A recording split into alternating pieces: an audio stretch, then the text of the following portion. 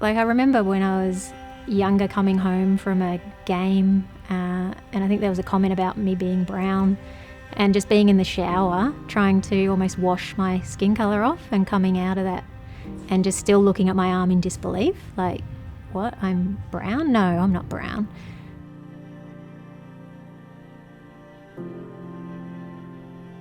I was raised in Broadmeadows to migrant Indian parents who migrated to Australia when they were 18.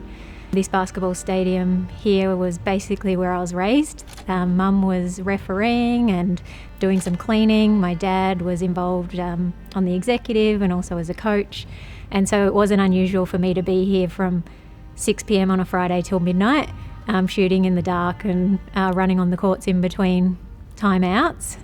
But every now and then, I'd be reminded that I was, one of the only brown people playing the sport. And I certainly remember, distinctively, periods of being referred to as, the brown girl, when I was reminded that I was actually different in parts of my identity around, my colour, my background, in being from Broadmeadows. Those things really stuck with me and knocked me around.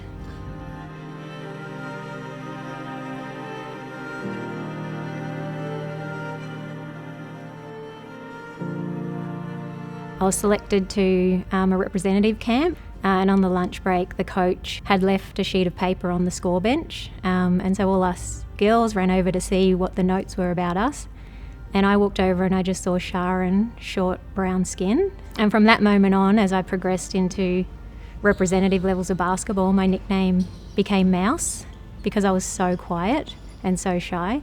Yeah, I really went into a shell. Do some warming up, all right? So what we're going to do is we're going to go in a circle. Eyes on the ring. Clear. There you go. This time you're going to go 1, 2, straight there, and that's what we're going to try. Okay. So let's try and do that. Go take a step back.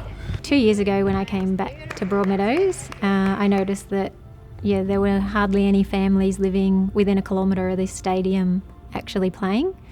And so we're fortunate to get funding to create a club called Hume Central Dallas Phoenix, which now is the fastest growing club in the competition. And through the club we've been able to establish a committee that's reflective of that diversity. So we've got 11 people, 9 are women, 9 of the committee are born overseas, and we're seeing that reflected in the club, I think, in the growth and all the benefits that are coming from that. The drive I have, it's based on just the absolute belief that we have to become more diverse and accepting in our sporting spaces if we want it to continue to bring all the beautiful things we know sport provides for our communities. We just have to widen our lens and say, this is our community now. How are we going to make our sport spaces reflective and accommodating and getting better because of these unique, different experiences that people are going to bring into the space?